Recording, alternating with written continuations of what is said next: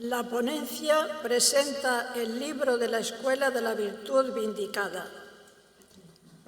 Describo en su contexto y contenido la Escuela de la Virtud en cuanto a defensa y apología que de ella hizo su creador y director Francisco Palau. No entro en el estudio específico de la obra, objetivos, temática, programación, repercusión sociopolítica y religiosa, etc. Todo ello se contiene en el libro y lo expondré, pero no en la descripción de la obra en sí y en las circunstancias históricas que la condicionaron en su origen, éxito y disolución. Dejo que hable el padre Palau, autor del libro. Pretendo que le escuchemos a él. De ahí la necesidad del contexto histórico y la situación social, política y religiosa de su tiempo en los años en que la Escuela de la Virtud Vindicada fue concebida y publicada. Título y objetivo del libro. La Escuela de la Virtud Vindicada, o sea, la predicación del Evangelio y la enseñanza de sus doctrinas, bajo una de las 1000 formas de que es susceptible, adoptable, según las necesidades y exigencias actuales de la nación en las capitales de primer orden, por el reverendo padre don Francisco Palau, religioso de la Orden Descalza de Nuestra Señora del Carmen, misionero apostólico. Este escrito es uno de los mejor redactados y estructurados de Francisco Palau. Publicado en Madrid en la imprenta de Florencio Gamayo en 1859, entra en la categoría de rareza bibliográfica. Solo se conocen 2 ejemplares, uno en el Archivo General de las Carmelitas Misioneras Teresianas en Roma y el otro en el Archivo de la Embajada de España en Londres. El título es significativo en su doble objetivo: defensa, vindicación de la escuela y descripción de un sentido de predicación o misión evangelizadora. Eulogio Pacho la considera la primera historia documentada de la Escuela de la Virtud y su mejor apología, el escrito palautiano redactado con mayor vigor dialéctico, con más refinada redacción literaria y con más depurada documentación. Es exacta la apreciación, pero ciertamente no fue la primera historia documentada, sí la primera que vio la luz pública, ya que el libro tuvo su prehistoria. Proyecto frustrado de publicación, 1854-1856. La vindicación de la Escuela de la Virtud fue reacción en su director desde su precipitada clausura, 31 de marzo de 1854, por el capitán general de Cataluña, Ramón María La Rocha, que actuó presionado por el desarrollo del levantamiento obrero en la fábrica de la España Industrial de Barcelona. Conocía el capitán general el problema de la rebelión, la implantación de las máquinas de hilar selfactinas que supuso el paro para un gran número de obreros, pero su incapacidad para frenar el motín y la necesidad de lavar su imagen ante el gobierno central le condujeron a la fácil salida de encontrar una cabeza de turco, atribuir a las enseñanzas de la Escuela de la Virtud la raíz del descontento obrero y, por ende, a su director Francisco Palau. La primera defensa concebida por Palau fue la apologética exposición al alcalde de Barcelona, Antonio Aherán. Significativo el título con que Palau aludía en junio de 1854. El pueblo, en lo espiritual y religioso, ha de ser gobernado por Cristo y su Iglesia, por los obispos, sus legítimos pastores y demás ministros, y no por seculares, no por hombres legos, no por las potestades de este mundo. Bien argumentada la defensa de la escuela, fue considerada como rebelión. Aherán exhortó al capitán general a dar un correctivo al clérigo. Se llamaría en versión paulina parresía o audacia evangélica. Palau fue desterrado sin enjuiciamiento legal a Ibiza el 8 de abril de 1854. Le seguiría poco después su obispo enviado a Murcia y Cartagena tras intentar defender a la Escuela de la Virtud ante el gobierno de Madrid. Intento de publicación, 1854. La palabra de Dios es inmortal. Desterrado en Ibiza, el ánimo del carmelita no decayó en su intento de vindicación. El característico axioma palautiano, ser acusado no es ser criminal, dio base a la defensa. La Escuela de la Virtud ha siempre existido, existe y existirá hasta la consumación de los siglos en todas las iglesias del catolicismo. Ninguna autoridad secular puede arrogarse intervenciones restrictivas en materia de doctrina cristiana, competencia del obispo. Así argumentaba Palau: autorizar, modificar, variar, suspender, suprimir, disolver la enseñanza religiosa que se da en los templos no ha sido jamás atribución de autoridad alguna militar, civil ni municipal, pero sí únicamente de la autoridad episcopal. Con ironía, en sus dramáticas circunstancias, alentaba a su alumno Gatell: la escuela vive aún y predica, sigue su curso, inmortal como la palabra de Dios, es invulnerable. ¿Puede un lego suprimir la palabra de Dios, la enseñanza del Evangelio y la explicación de sus doctrinas? Reunía Palau argumentos para una legítima protesta como pública confesión de fe. La inestabilidad política en Cataluña iba increciendo y los acontecimientos revestían restricción contra asociaciones cívicas, políticas, culturales, etc. La conciencia de Palau mantenía el propósito, aunque la duda le interpelaba. ¿Era prudente mantenerse invicto en la publicación de la defensa de la escuela y en la justificación de su inocencia personal? Inconformista de natural, veraz ante la justicia, abatido ante el triunfo del mal, luchaba contra el desaliento. Escribe: la impiedad prevalece y el justo apenas tiene fuerza para hacer su confesión de fe. Cristo crucificado era el modelo a seguir. No quiero otro camino alguno que el de la cruz, ni tengo otros intereses que los de Dios y de su Iglesia. Estoy delineando mi camino. Durante el bienio progresista, 1854-1856, la situación en Barcelona empeoró. Palau estaba avisado y recibía la prensa barcelonesa y algún periódico madrileño a través de amigos y de la priora de las Carmelitas Descalzas de Barcelona. No desistía de su propósito de publicación y trabajaba en la composición de la defensa, consciente de que la rueda de la política, son sus palabras, podría truncar su proyecto de una pública vindicación de la escuela. Dice: pueden cortarnos la lengua, pero no quedará vulnerada nuestra libertad. Pueden cortar las manos a un obispo, alusión al destierro de Costa y Borràs, pero no perderá su báculo. Pueden matar el cuerpo, pero no encarcelarán al Verbo de Dios. En la primera mitad de julio de 1854 tenía acabada la redacción bajo el título La Escuela de la Virtud, su historia.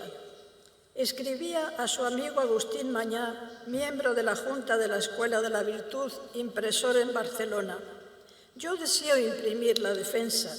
Es muy reducida, no tiene más de 40 páginas en octavo. Yo desearía tener 100 ejemplares para mi resguardo y honor de la escuela. De ellos enviaría a ciertos personajes de categoría un ejemplar y los demás los guardaría. En el caso, lo mandaré imprimir en Francia. No hubo publicación. A la Barcelona, hervidero de represiones, se sumó la gravísima epidemia de cólera de julio de 1854, que sumió a la capital y a Cataluña en una caótica situación. Cambio de rumbo, disponiéndome para lo que Dios quiera de mí. Hacia mitad de septiembre de 1854, el desterrado de Ibiza había cambiado rumbo. Nadie por ahora puede fijarse en el sentido que tomarán las cosas, pero juzgándolas por las apariencias vamos a ver grandes trastornos. Desde aquí estaré especulando la marcha de esa rueda que arrastra y envuelve, enreda y enmaraña todo lo más santo y sagrado. Sintomáticas son sus palabras. Por ahora, quieto me llamo. Un huracán político cercenaba cualquier proyecto de Iglesia, pues la sospecha la convertía en escenario de conspiraciones contra el régimen vigente. Había que dilatar la consecución de proyectos, un aplazamiento que se oteaba sine die. Palau reorientaba su vida, resurgía su ansia de soledad, con apremiante necesidad de paz en el corazón. Si la rueda de la política continúa girando como lo hace, de mal en peor, no hay esperanzas. Mientras la tempestad dure, yo estaré escondido y retirado, encomendándome a Dios y disponiéndome para lo que quiera exigir de mí. Dejada la capital ibicenca, Palau se internó en el inhóspito y solitario lugar de Escubels, compás de espera, meditación, consulta orante del querer de Dios desde la noche palautiana. He atravesado una montaña de noche sin camino. La salida solo podía venir de Dios y cuando Él lo quisiera. El solitario de Escubels ponía toda su confianza en Dios, pero en actitud y compromiso en cuanto de Él dependiera. Haré todo cuanto pueda para perseverar unido con Dios. Ya no espero nada de mí mismo, pero lo espero todo de su divina gracia. No resulta difícil evocar en sus palabras la categoría nada, todo de San Juan de la Cruz. Lo que había sido concebido, escrito, vindicativo, se trocaba ahora en proyecto de vida y misión evangelizadora. Ahí centró sus energías, quedó aparcado el espíritu polémico y cualquier intento de publicación en defensa de la Escuela de la Virtud. Presentación del libro La Escuela de la Virtud Vindicada, 1857-1859. En Barcelona proseguía el clima de represión con el gobierno de Juan Zapatero Navas, el tigre de Cataluña, así le llamaban. Continuaban las expropiaciones y la creación de leyes contra las asociaciones civiles y religiosas. Palau conocía tales abusos y el estallido de julio de 1855 en Barcelona, de la primera huelga general de la historia de España. A no haber subido al candelero las negras antorchas que oscurecen el hemisferio, lo hubiera propuesto salvar los bienes de la escuela, pero creo no es el tiempo propicio. Las moradas, meditar en Jesús crucificado, mirar en su cuerpo a la Iglesia. Con la caída de Baldomero Espartero y el retorno del moderado Narváez, se inició en octubre de 1856 un retorno a la estabilidad que no alcanzó más allá de junio de 1858. En 1857 se promulgaron leyes de amnistía para los desterrados por causas políticas. A la cabeza del movimiento obrero figuraba la España industrial, donde se iniciaría en 1858 la segunda huelga de Cataluña. Estas pinceladas históricas configuran el escenario en que se sitúa la nueva andadura de Francisco Palau. En octubre de 1856 viajó a Palma de Mallorca para predicar la novena de Santa Teresa a las carmelitas descalzas a base de un manuscrito sobre las moradas. Predicaba y releía la acción de Dios en su vida. Confiesa ser el primero en recibir la fuerza de la palabra que predica. La correspondencia de 1857 muestra un Palau optimista, abandonado al querer de Dios, querer lo que Dios quiere y no querer lo que Dios no quiere. Sin ánimo reivindicativo, Francisco Palau solicitó ser incluido en la amnistía concedida por el gobierno de Isabel II. Elevó exposición a Su Majestad el 20 de mayo de 1857, haciendo historia de la Escuela de la Virtud y de su situación personal. Motivado y agraciado por la amnistía, viajó a Barcelona, viaje que de manera la más desconcertante trastocó sus planes de renovación de vida. El derecho de amnistía contenía la exclusión de las provincias catalanas. Palau era libre para habitar en cualquier otro lugar del territorio español. La turbación del carmelita debió ser grande. Afectaba a su fibra más íntima como catalán. Se apresuró a solucionar las cuestiones económicas pendientes desde su destierro en 1854 y proyectó viajar a Madrid para conocer las razones de esa restricción, incluso consultar su situación con el obispo Antonio María Claret, confesor de Isabel II. Todo se fue al traste. El misterio se cernía como un fantasma sobre Palau que reiniciaba camino de libertad de espíritu. Libre de Cubells, iré donde la gloria de Dios me llame. De nuevo, la noche. Por meras sospechas, el capitán Zapatero se alarmó. Palau estaba en Barcelona y podía resucitar la Escuela de la Virtud.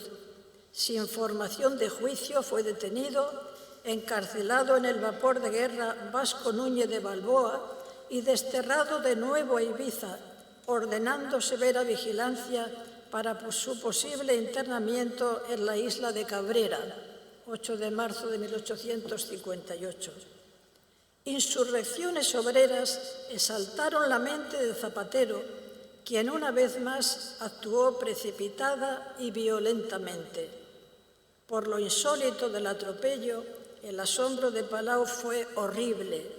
Un espíritu misterioso movía los hilos de la trama. Yo no había ni siquiera soñado en dar otra misión en Barcelona, ni bajo el título de Escuela de la Virtud, ni otro alguno. La Escuela de la Virtud Vindicada, génesis y finalidad. 2 años sin correspondencia ni comunicación relacional, Palau, profundamente contemplativo del misterio en Esvedra, escrutaba la voluntad de Dios. Señor, ¿qué queréis de mí? En el retiro del 16 de julio en Esvedra, el desterrado resolvió dar cauce a su causa. La misión de la Iglesia no podía ser tan vilmente ultrajada. La finalidad evangelizadora de la Escuela de la Virtud tan despiadadamente tergiversada y condenada. En tiempo récord, el carmelita recogió materiales y dio forma a un nuevo escrito que publicaría con el título La Escuela de la Virtud Vindicada. Lector del periódico madrileño La Regeneración, acudió a su director Florencio Gamayo a mitad de 1859 para la publicación del libro en su imprenta en calle Gravina 21, Madrid. Se preocupó de las censuras y licencias eclesiásticas pertinentes. En 4 meses salía de la imprenta La Escuela de la Virtud Vindicada a finales de octubre de 1859. Un mes después, Palau elevaba extensa instancia a Isabel II, haciendo historia de la Escuela de la Virtud y de su situación personal como director de la misma. Esquema y estructura del libro. El libro quedó esquematizado en 5 partes. Primero, la predicación del Evangelio en naciones católicas. Segundo, la Escuela de la Virtud, o sea, una misión en Barcelona en los años 1851, 52, 53 y 54. Tercero, cargos dirigidos desde la prensa a la Escuela de la Virtud y su director y su contestación. Cuarto, cargos hechos por las autoridades militares del Principado de Cataluña a la Escuela de la Virtud y su defensa. Quinto, la Escuela de la Virtud ante un consejo de guerra durante el generalato de Zapatero en el mando de Cataluña. Contenidos. Estimo importante analizar los contenidos del libro en cada apartado, pues aportan mensaje de actualidad para un entendimiento de la evangelización y la catequesis. La predicación del Evangelio en naciones católicas. Este y el siguiente apartado exponen lo que fue la obra apostólico-catequética de la Escuela de la Virtud. Misioneros y misiones en España. Presenta la Escuela de la Virtud como misión, obra de evangelización. El planteamiento responde a reevangelización. Escuchamos los argumentos del autor en orden a países católicos que han retrocedido en la fe. Interrelaciona evangelización y edificación de la Iglesia, obra de Dios. Parte de la interpelación. ¿La obra de Dios en el hombre está ya consumada? Y de la tesis. La obra de Dios en los hombres está bosquejada, delineada y principiada y nada más, porque la fe es el fundamento del edificio cristiano y explicita el fundamento que justifica la reevangelización. La predicación del Evangelio encuentra más obstáculos y dificultades para sostener la Iglesia en los países católicos que para fundarla de nuevo. Clarifica que se refiere a misioneros destinados por Dios a naciones católicas, situación que demanda una reevangelización. El ser humano ha de conocerse en su realidad más auténtica de imagen y semejanza de Dios. Tal objetivo requiere virtudes humanas y vida teologal. La Escuela de la Virtud fue, en la intención de su creador, misión, y asimismo se calificó misionero.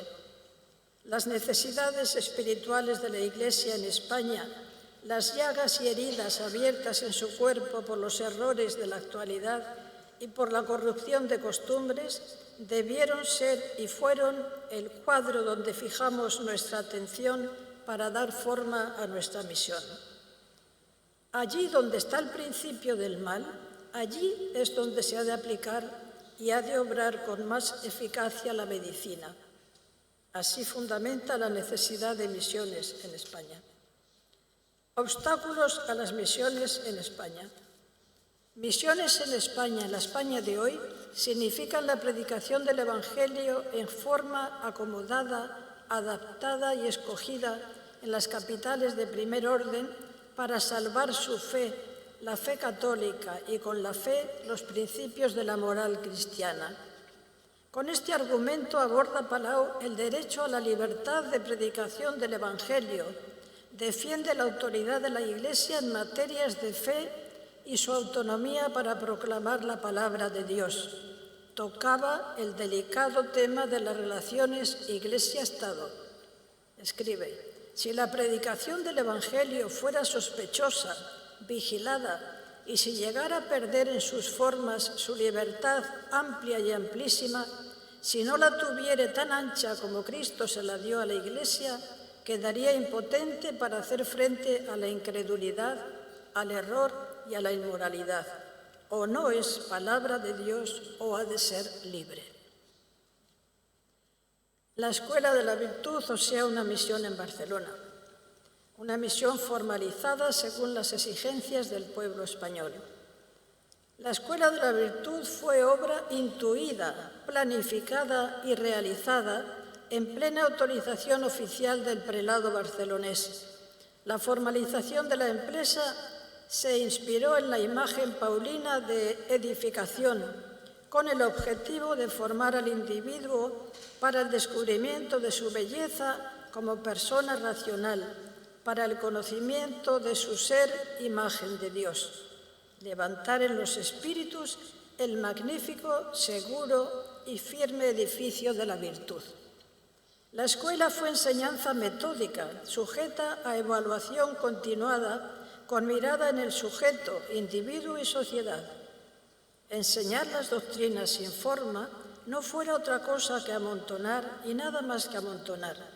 Y en el mundo intelectual, un montón de ideas cortadas, fracturadas y sin relación no son luz sino tinieblas.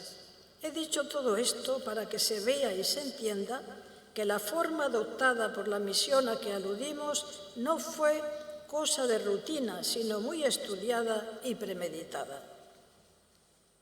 Plan de enseñanza, desarrollo, causas que lo inspiraron. El binomio belleza-verdad era objetivo en orden al sujeto y al ejercicio de las virtudes. La humanidad debía reconocer su propia dignidad y belleza, reflejo de la belleza divina. La reevangelización tenía su objeto misionero en enseñar gradualmente el camino de la recuperación según Dios. Esta parte contiene varios epígrafes para referirse a los programas de las dos secciones de la Escuela de la Virtud, Catecismo y Proposiciones o Tesis, que constituían el conjunto de 52 lecciones para las 52 dominicas del año. El segundo programa se introdujo fruto de evaluación del sujeto y las circunstancias de la sociedad al finalizar el curso de 1852. Ambos textos se fundamentan en el principio: Dios es para el hombre la felicidad objetiva y la virtud su felicidad formal. Y con términos de la espiritualidad teresiano-sanjuanista, expresa místicamente el fin y felicidad del ser humano en la unión con Dios y el matrimonio espiritual. En la vida cristiana, la unión con Dios forma al hombre, le organiza y le amolda con forma, según la ley eterna de Dios, le simplifica, le diviniza, le transforma en Dios y le hace Dios por participación de gracia y dones. Importante revalidar al destinatario como individuo y como nación, al plantear una pastoral de la belleza en el ser humano y en la sociedad. El alma humana, semejante a la de Dios, es bella, es hermosa, es honorable, es gloriosa como Dios mismo. Destruidas las virtudes cristianas, que son la base del edificio espiritual, la anarquía, la confusión dominarán los espíritus. He aquí su conclusión. La Escuela de la Virtud tenía la alta misión de embellecer y poblar las estancias, moradas, interiores de la Iglesia de Dios en España. En su postrera revisión de la Escuela de la Virtud indicada, ratificaba su misión evangelizadora frente a periódicos izquierdistas que denigraban a la Iglesia española, hoy atrasada, desorientada, incapacitada para comprender los argumentos de la filosofía moderna. Así suena la respuesta del carmelita desterrado. La Iglesia respeta las libertades del hombre, pero reprime, como lo reprime todo poder civil, el abuso de ellas. Cargos dirigidos desde la prensa. Revista de prensa. Hace historia de los ataques a la Escuela de la Virtud desde sus inicios, sobre todo del periódico La Actualidad, dirigido por el que fuera intendente militar Joaquín María Nin, detractor de los jesuitas. Nin consideró que el más denigrante epíteto contra Francisco Palau fue el calificarle de jesuita y más que jesuita, y considerar a la Escuela de la Virtud el noviciado del jesuitismo y manipuladora de la clase obrera. Supresión de la Escuela de la Virtud. Es una recopilación de artículos de prensa de uno y otro color de Barcelona y Madrid que tratan del dramático e inesperado desenlace de la escuela. Sigue la argumentación del autor, que aporta documentación sobre la verdad de los hechos, misión evangélica de la escuela y autorizada legalidad de sus responsables, el obispo Costa y Borràs y el director Francisco Palau. La política, escribe, esa rueda enorme que arrolla dentro de su círculo las mil y tantas fracciones, tantas banderías, tantos partidos, nos cogió, nos envolvió dentro de su esfera y ha querido a todo trance que fuéramos hombres pertenecientes a su radio. Convino a cierta fracción hacernos pasar por políticos. Desenmascara Palau a un tipo de prensa empeñada en presentarse paladín de los intereses obreros y a la vez denuncia los atropellos de la autoridad militar en Barcelona. Suprimida la de la Escuela de la Virtud el 31 de marzo de 1854, el Constitucional publicaba al año siguiente un largo artículo remitido desde Barcelona contra la pervertida escuela asociada al movimiento de la Polonia y al realista Luis José Sartorius. Escriben, constantemente hemos creído que el mismo papel que juega la Polonia entre los fabricantes representa la Escuela de la Virtud entre los operarios. Irónicamente transcribía Palau en ese polémico contexto el romance La Escuela de los Vicios o La Nueva Inquisición de Joaquín María Nin que cantaban los ciegos en las calles de Barcelona. Contestación a la prensa. Es respuesta a las acusaciones de la prensa izquierdista, acreditación de la misión evangelizadora de la escuela como iglesia. Reiteradamente afirma la condición apolítica de la escuela frente a la imputación de ser institución política por esencia y religiosa en apariencia. Nuestra política es aquella que rige a los ministros de Dios. Somos enteramente extraños a la política porque en este terreno no tenemos misión ni representación alguna. Cargos hechos por las autoridades militares. El contenido responde al relato de los hechos históricos de marzo-abril de 1854 hasta el segundo destierro de Palau 4 años más tarde. La prohibición de residir en las provincias de Cataluña, según el Real Decreto en el que fue incluido, lo creyó motivado por las falsas acusaciones y lo recibió como nuevo destierro que le apartaba de su amada tierra. Este descarte marcó el ánimo del misionero, que retornó a su primer intento de defensa escrita y publicada. Me había impuesto un riguroso silencio, pero leído el Real Decreto, creí un deber mío contestar a los oposicionistas. La Escuela de la Virtud ante un consejo de guerra. Este apartado precisa más las razones que a ella le condujeron: elevar pública protesta contra su destierro, vindicar la verdad, reclamar justicia contra una condena sin juicio con total ausencia de pruebas. Se me impuso una pena gravísima, tal es la reclusión a cárcel perpetua. Digo a cárcel perpetua porque estoy confinado a esta isla por tiempo indefinido, esto es, para toda mi vida. La cárcel es toda esta isla, circuida de muros de agua y bajo la vigilancia de las autoridades militares. Mensaje y proyección. Creo que la experiencia y exposición histórico-doctrinal de Palau se presta a relectura en nuestro hoy, no lejano de su tiempo en problemática, tanto en perspectivas políticas y religiosas como humanas y sociales. También en su planteamiento de la evangelización, misión y misiones, enseñanza y catequesis de adultos, adaptación y selección de formas, método y programas, evaluación continuada, trabajo en equipo, uso de los medios de comunicación, aspectos que proyectan una posible traducción en la actualidad.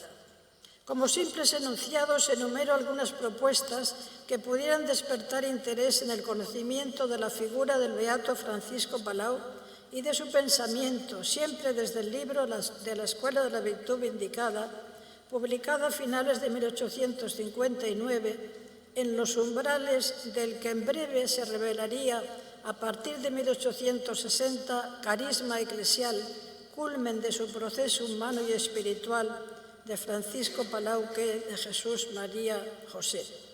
Elenco algunos enunciados a los que sin duda se podrían añadir otros puntos y temas.